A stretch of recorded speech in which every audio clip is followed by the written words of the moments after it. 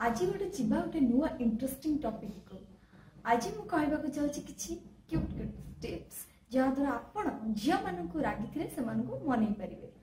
झील मैंने साधारणतः बहुत रागती टिके कथा रागी जाते तो मन रखले आपड़ मनपसंद जिनस गिफ्ट करूँ।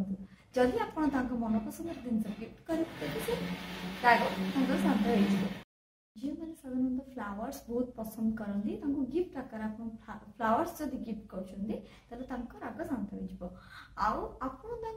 मनपसंद food like chocolates like momos जहाँ भी आप रेस्टोरेंट रे खुआबे जदि पसंद थी से जिनस गुड़ाक से जिनस रागी रागटा कमी जाए पारे। झील मैंने साधारणतः बहुत शॉपिंग प्रिय होता शॉपिंग रे नहीं जाते से राग एमती चुटकी गायब करदे।